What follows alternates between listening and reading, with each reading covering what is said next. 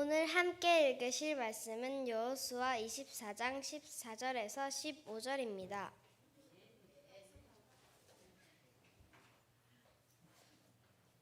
다 찾으셨으면 말씀 읽겠습니다. 그러므로 이제는 여호와를 경외하여 하며 온전함과 진실함으로 그를 섬기라. 너희의 조상들이 강 저쪽과 애굽에서 섬기던 신들을 치워버리고 여호와만 섬기라.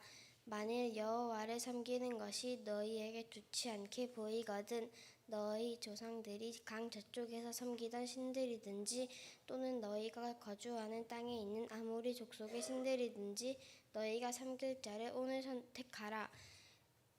오직 나와 내 집은 여호와를 섬기겠노라 하니 아멘.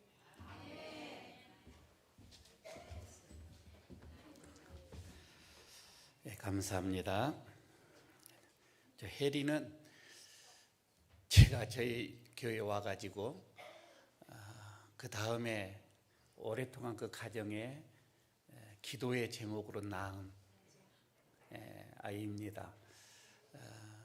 동생이 있었으면 도와줘 왔을 텐데 하여튼 잘 우리 교회에서 성장해서 앞으로 알겠습니까? 이 나라의 영부인이 될지 기대가 됩니다. 그런데 부모님이 기도를 많이 하셔야 돼요. 그죠? 감사합니다. 여러분, 우리 지금 6월 달에 들어오면서 우리 교회는 상처를 치유하고 다시 세우다. 하여튼 이런 표 아래서 이제 여러분들의 먼저 가슴, 마음 속에 있는 거, 그리고 또 자녀들, 그리고 우리 가정 안에 있는 이 상처들, 이런 것들을 좀 어루만지면서 하나님의 은혜를 또 하나님의 어떤 그 역사로 또 치유하는 그런 한 달을 이렇게 잡고 갑니다. 오늘은 그 은혜의 첫 출발로 가정 회복주일로 이렇게 예배를 드리고자 합니다. 여러분, 지금 요즘에 우리 시대를 보면 과학이라고 하는 발전이 아주 놀랍도록 눈부시게 발전을 합니다. 그러니까 이렇게 생각하면 돼요. 지금까지 수천 년의 어떤 그 시간들의 역사가 단 100년, 그렇지 않으면 몇십 년 안에 그 수천 년의 역사보다 더 빨리 변화가 되어집니다. 이게 이제 과학의 힘이거든요. 그러니까 과학이 발달되어짐에 따라서 그 많은 세월들이 한순간에 훌쩍 뛰어넘습니다. 그런데 그게 앞으로 그 기간이 더 빨라져 갑니다. 그만큼 과학이 여러분, 이 인공지능이 세상을 지배하는 그런 시대인데, 그런데 말입니다. 가정이 무너지면, 그렇게 인공지능이 세상을 다 이렇게 점령한다 할지라도 가정이 무너지면 사람은 행복할 수가 없습니다.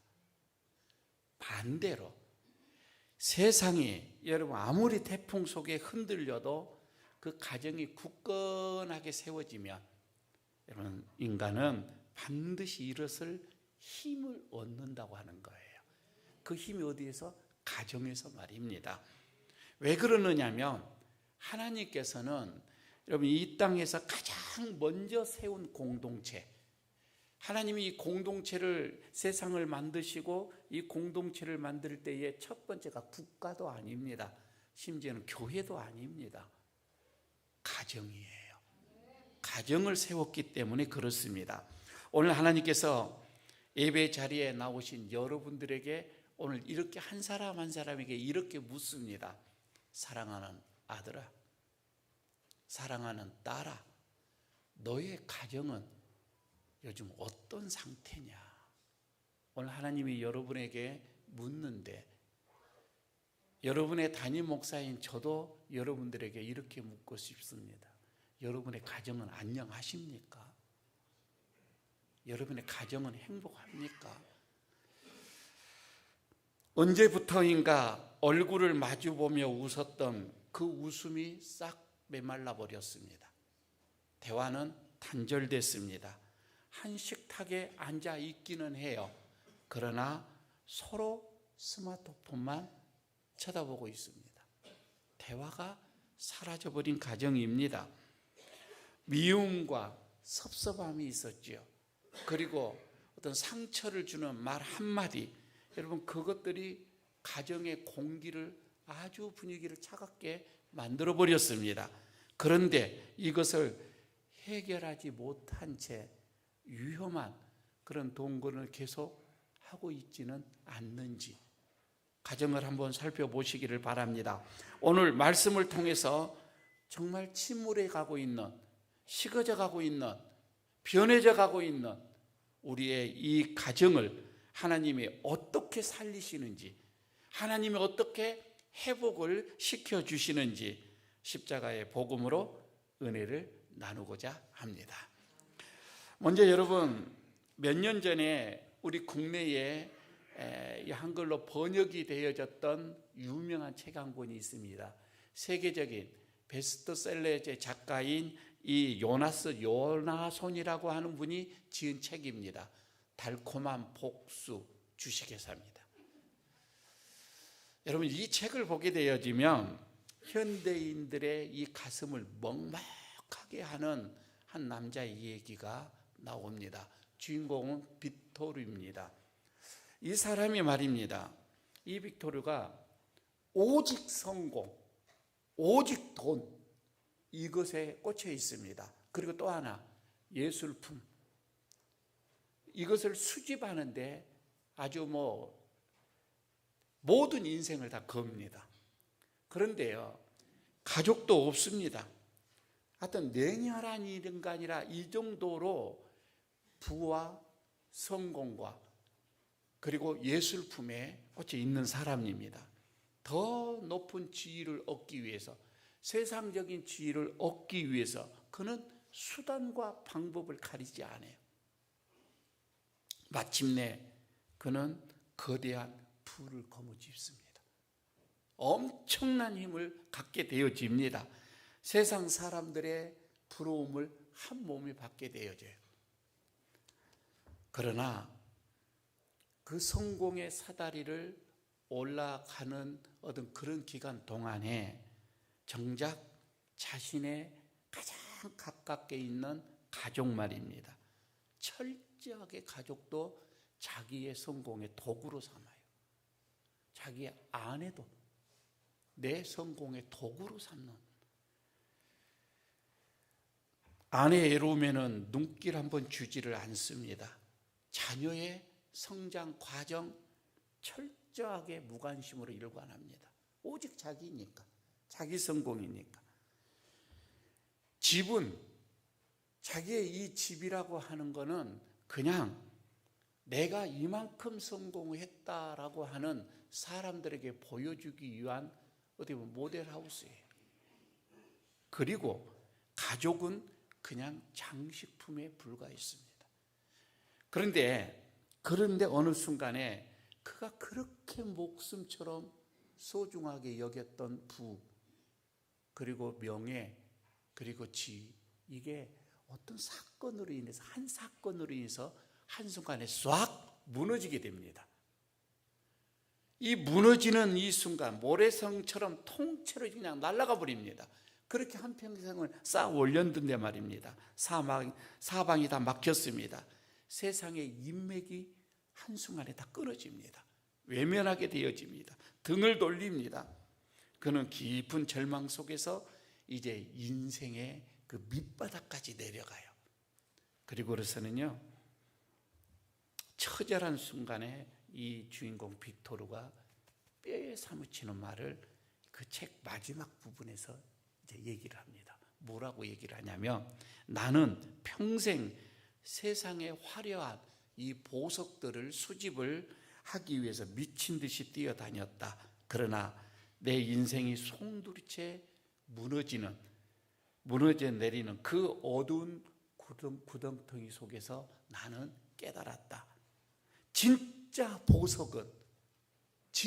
보석은 미술관에 있는 게 아니라 내가 매일 밤 불을 끄고 잠들었던 내 거실에 있었다. 보석이. 그리고서 내가 예민했던 가족들의 따뜻한 눈빛과 그들의 용서만이, 가족들의 용서만이 나를 다시 살릴 수 있는 유일한 생명줄이었다. 이렇게 고백을 하게 됩니다. 여러분 한번 생각해 봐요. 우리 인생의 마지막 날 말입니다. 임종이라고 얘기를 합니다. 우리가 모두가 다 임종을 맞이할 때 그 임종을 지키는 게 뭐예요? 임종을 지켜주는 게 뭐예요? 통장입니까? 통장이 내 임종을 지켜주던가요? 그렇지 않으면 세상의 직장이나 세상의 부나 명예가 나를 지켜주던가요? 그 임종을 지켜주던가요? 그렇지가 않습니다. 내 임종을 지켜주는 것은 가족뿐이에요. 가족입니다. 여러분, 마지막 순간에 정말 단 하나 나를 끝까지 지켜준 것은 하나님이 묶어주셨던, 하나님이 맺어주셨던 가족만이라는 것입니다. 여러분, 배우자의 그 눈물 어린 눈빛, 그리고 자녀들의 기억, 함께 웃고 예배 중에 웃고 웃었던 여러분, 그런 시간들이 내 임종에서 영혼으로 이어주는 것이지 다른 것이 아닙니다. 오늘 여호수아가 이렇게 얘기합니다.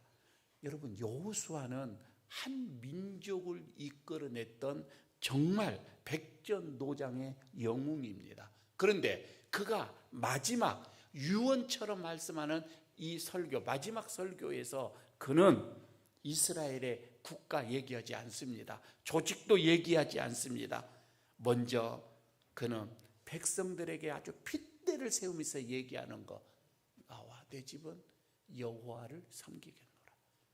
그렇게 말씀을 하고 있습니다. 이것은 여러분 단순히 여러분 주일날 교회에 와서 여러분 예배드리는 어떤 종교적인 어떤 이런 취미를 다짐하는 것이 아니라 정말 무너져 내리는 이 세대를 향하여서 우리의 가정은, 우리의 가족은 하나님 앞에 하나님을 섬기면서 하나님만 믿겠노라고 이렇게 위대한 영적인 선언을 하고 있는 거예요. 오늘 이 선언이 저는 우리 모두의 고백이 되어지기를 바라겠습니다. 그러기 위해서 여러분은 먼저 봅니다. 가정이라고 하는 것은 첫째, 하나님이 첫 번째 세운 교회라고 하는 것입니다. 여러분, 가정은 교회로 생각을 하셔요. 여러분이 가정에 가면 이것도 교회다 이렇게 생각하면 됩니다. 여호수아가 인생의 마지막 종착역에서 이렇게 국가보다도 가정을 붙들었던 그 이유가 가정이야말로 하나님께서 최초로 세운, 하나님께서 최초로 계획하신 지상의 첫 번째 교회였기 때문이었구나. 이것을 생각해 보는 거예요. 인류의 역사를 가만히 한번 보시길 바랍니다. 이 땅에 화려한 예배당이 생기기 전에, 예배당이 생기기 전에 이미 가정이 먼저 세워졌다 이 말입니다. 그리고 이 땅에 국가라는 거대한 조직이 생기기도 전에 가정은 이렇게 하나님께서 가정을 세워가면서 사람을 다스리고 이끌어갔다고 하는 것을 여러분 우리는 보게 되어집니다. 그래서 하나님은 교회를 통해서 치유하기 전에, 여러분 교회 오면 하나님이 치유하신다고 하는데 그러기 전에 여러분 이 가정 말입니다. 가정을 통해서 하나님의 나라가 세워지고 하나님의 나라가 커져가고 그리고 사람들의 마음도 치유하게 하는 가정을 통해서 말입니다. 먼저 하나님의 나라를 맛보게 하는 것도 가정이다 이 말입니다. 그래서 제발 저를 비롯해서 남자들에게 가정은 그냥 왔다 갔다 하는 숙박업소가 아니라 이 말입니다. 하숙집이 아니라 이 말입니다. 가정은 교회라 이 말입니다. 하나님께서 하나님을 배워가는 신학교가 가정이에요. 아니 어떻게 보게 되면 사랑을 실천하는 선교지인 것기도 같아요. 그리고 서로의 허물을 덮어주는 거룩한 성소가 가정이라 이 말입니다. 자녀들의 여러분 신앙을 보십시오. 주일날 한번 교회 와서 교회 학교에서 전도사님의 설교 몇 분 듣고, 여러분 그게 자녀들의 신앙이 전부가 아니에요. 거기에서 자녀들의 신앙이 자라나는 것이 아니라 이 말입니다. 월요일부터 토요일까지 가정이라는 작은 교회에서 부모님이 목사가 되어져서, 부모님이 교사가 되어져서, 부모님이 그 삶으로 자녀들을 여러분 가르치는 것이에요. 어떻게? 아무리 여러분 남편들이, 아버지가 그렇습니다. 세상에서 그렇게 험한 풍파 속에서도 낙심하지 않고 기도하는 그 무릎을 꿇는 그 모습 속에서 이미 자녀는 그 모습을 보고서요, 배우지 않아도 기도의 능력이 어떤 건가를 이미 다 들어오게 되어집니다. 어머니의 삶의 무게가 너무 힘들어요. 짓눌러서 어떻게 보면 여유가 없는 그런 엄마들의 그 삶 말입니다. 그런데 그 삶 속에서도 희망을 잃지 않고 웃음을 잃지 않고 그가 찬양을 하며 찬송가를 흥얼거리며 예배를 사모하는 그 엄마의 모습을 보고서 아이들은 그렇습니다. 어렵고 힘든 고난을 돌파하는 것이 어떤 건가? 살아있는 믿음이 이미 자녀들에게 심어지는 거예요. 얼마 전에 인터넷에서 수많은 부모들의 마음을 뜨끔하게 만든 그 글을 하나를 읽었습니다. 유치원 원장이 쓴 건데요, 유치원 원장이 이렇게 얘기를 합니다. 우리 아이들을 유치원에서 이렇게 바라보며 아이들의 행동, 아이들의 언어, 저들이 노는 모습을 보면은 그 가정의 부모님을 100% 볼 수가 있다고 하는 거예요. 그러면서 한 예를 듭니다. 어떤 아이가 장난감 같은 이 전화기를 딱 이렇게 기다 대고는 이제 하는 얘기, 자기 아기 혼자가 하는 얘기입니다. 미치겠네. 이제 그로부터 시작을 하는 거예요. 야, 진짜 미치겠네. 아니, 내가 돈이 곧 들어온다고 했잖아. 좀 믿어. 왜 사람을 그렇게 못 믿어? 혼자 그렇게 노는 거예요. 그냥 알고 보니까 이 사업을 하던 이 아버지가 항상 그 전화로 그렇게 지금 이렇게 사업 얘기를 하는 것을 그냥 운영 중에 듣고 지는 그렇게 하는 거예요. 어떤 아이는 또 이 장난감을 이렇게 가지고 놀다가 아이 주라고 하니까 안 주는 거예요, 상대방이, 애가. 그러니까 아이가 허리에다 탁 이렇게 어깨를 내면서 딱 이렇게 하더라는 겁니다. 에휴, 인간아, 내가 전생에 무슨 죄를 졌다고 너를 만나서 이렇게 고생하냐? 집에서 엄마가 아버지에게, 아빠에게 그냥 하는 그런 어떤, 여러분, 그게 그냥 아이들에게는 스펀지처럼 받아들여져요. 그리고 밖에서 그렇게 한다는 거입니다. 자녀는 부모가 대놓고 자녀들에게 잔소리하는 것, 이것보다도 더 그냥 삶 속에서, 행동 속에서 그대로 스펀지처럼 받아들인다고 하는 거예요. 100마디의 잔소리보다도 부모가 하나님 앞에 조용하게 기도하고 성경 읽고 성경 펴서, 여러분 그런 모습들이 자녀에게는 영적 재산이 되어지는 거예요. 가정은 하나님이 지으신 작은 교회입니다. 여러분 그 가정의 목사가 누구예요? 부모다니까요.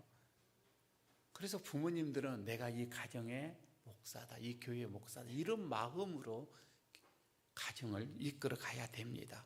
주일날 교회에서만 거룩한 직분자가 아니라 가정에서 먼저 신실한 목회자가 되시기를 바랍니다. 오늘 여러분의 가정을 다시 눈물과 예배로 세우기를 주의 이름으로 축복합니다.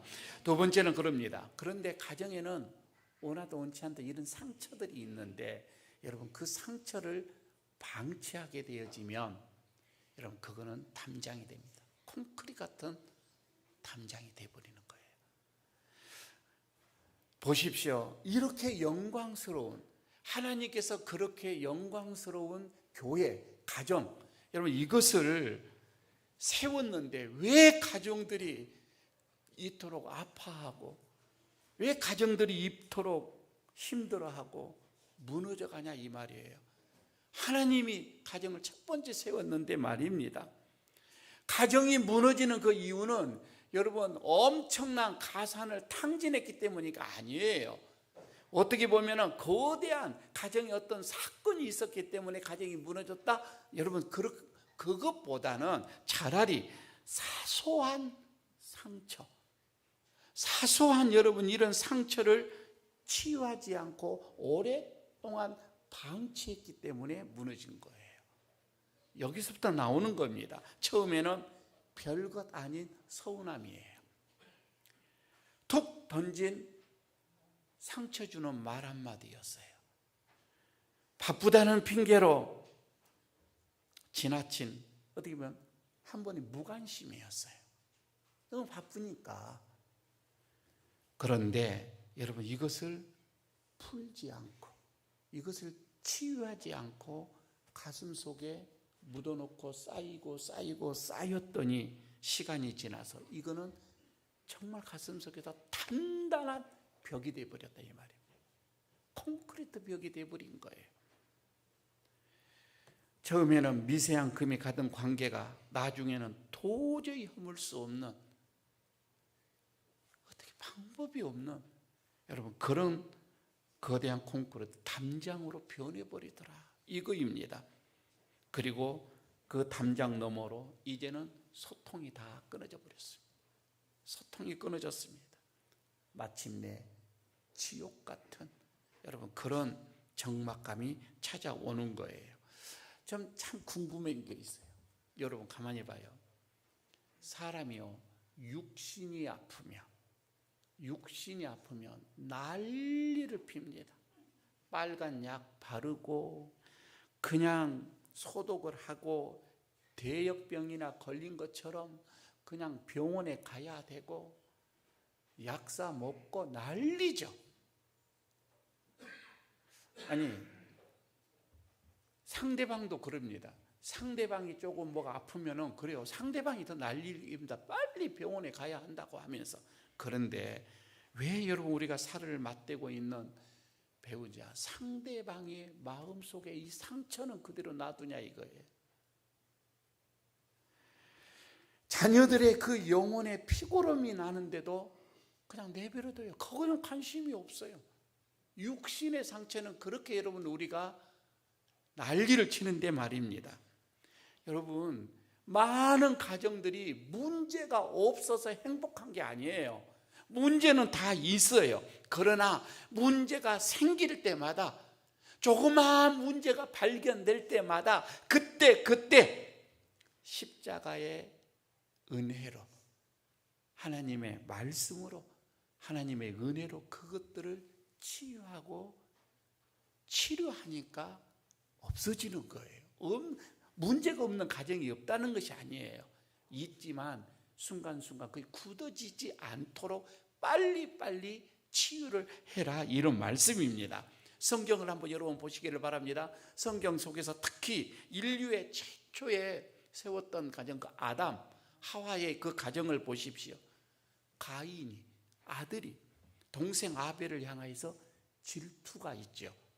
그 질투심 그대로 방치합니다, 부모가. 여러분 그럴 때 어떻게 해요? 인류 최초의 살인자라고 하는 그런 비극의 주인공이 돼버리죠. 다윗의 가정을 보십시오. 아들 압살롬. 아들, 여러분 이 압살롬의 마음속에 맺힌 그 서운함이 있었어요. 아버지께 향하는 그런 서운함, 그런 상처. 그런데 다윗은 왕 노릇하기 위해서, 그 왕 자리 그것 하기 위해서 그냥 자녀들의 마음속에 응어리진 것들을 방치해버립니다. 여러분 그럴 때 어떻게 됐어요? 그 압살롬이, 그 상처가 부왕, 자기 아버지에게 칼을 겨누게 되죠. 희대의 반역이라는 비극으로 그 가정이 치닫게 되어지는 것을 우리는 알게 됩니다. 여러분 상처는 시간이 지난다고 아물어지는 게 아니에요. 있다 이 말입니다. 방치된 상처는 참 희한한 게 사탄이 꼭 그 상처에다가 둥지를 틀어요. 또아리를 틀어요. 사탄이. 그리고 거기에 앉아서 우리를 평생 괴롭게 하는 거예요. 그렇다면 이 깊은 상처의 담장을 허물고 가정을 여러분 다시 살리는 근본적인 그 키가 뭐예요? 그래서 오늘 세 번째 얘기합니다. 함께 무릎을 꿇는 가정, 함께 하나님을 섬기는 가정은 절대 망한 법이 없습니다. 오늘 여기서 지금 여호수아가 25절에 선언을 하죠. 오직 15절에 나와 내 집은 여호와를 섬기겠노라. 여기서 중요한 단어가 섬김이에요. 섬기겠노라, 여호와를 섬기겠노라고 할 때 이 섬기다, 이 섬김 히브리 말로 아바드인데 이게 뭐냐면은 섬기다 이 말은 예배하다 그 말이었어요. 아바드, 예배하다, 그리고 기도하다 그런 뜻을 가지고 있어요. 그러니까 가정의 회복이라고 하는 것은 여러분 거창하게 새로운 가구들을 다시 이러면 사와가지고 배치해서 그래서 가정이 회복되어진 게 아니에요. 돈을 많이 벌어다 주니까 여러분 그 가정이 회복된 게 아니에요. 가정의 회복이라고 하는 것은 진짜 야훼 하나님, 그 하나님이 우리 가정의 중심의 주인이 돼서 가족들이 그 야훼 하나님께 예배하는 것, 그 하나님께 기도할 때에 그 가정이 회복되더라 이 말입니다.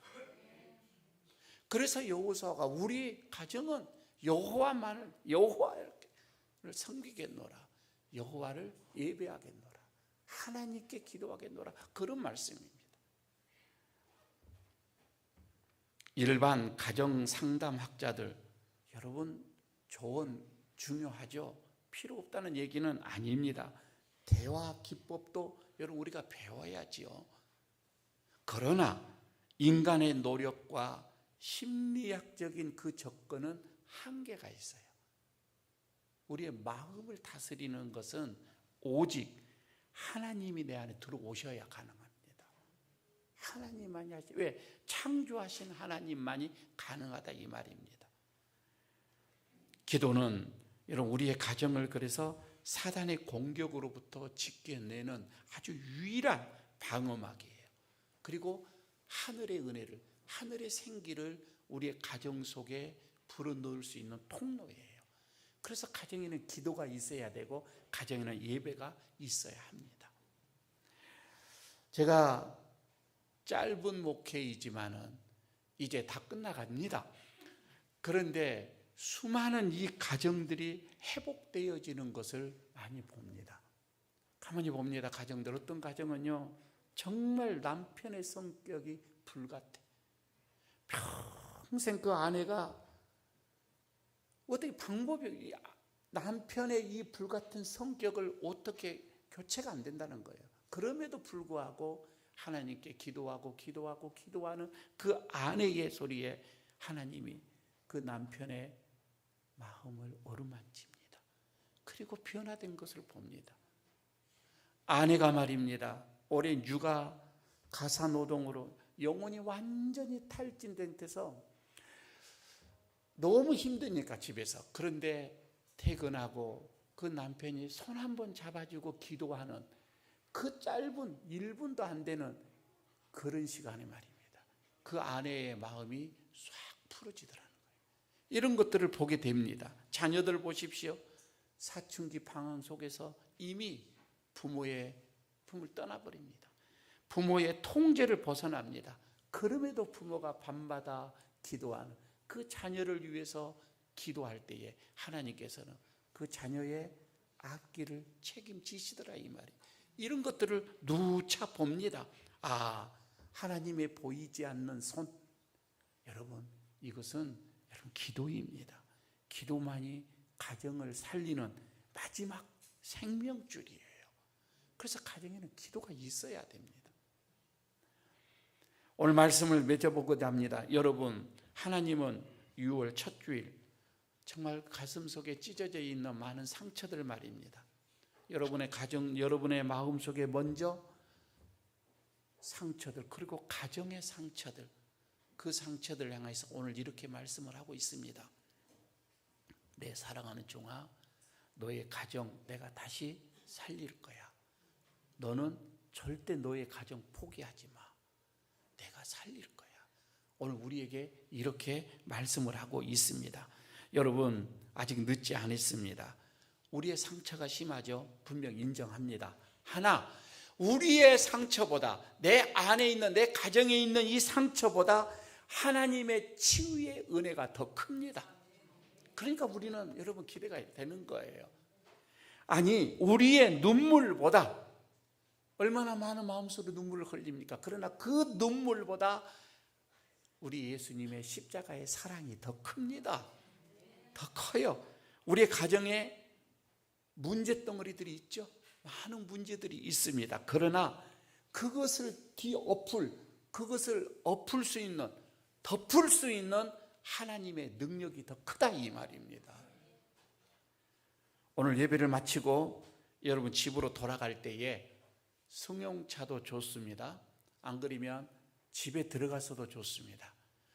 부부가 아니면 부모님하고도 좋습니다. 부모님이 아니면 자녀하고도 좋습니다. 자녀도 없으면 손자하고도 좋습니다. 하여튼 누구하고든 오늘 여기서 세상 얘기하지 말고 천국의 문을 여는 천국의 어느 세 마디만 딱 하시기를 바랍니다. 첫 번째, 내가 많이 미안합니다.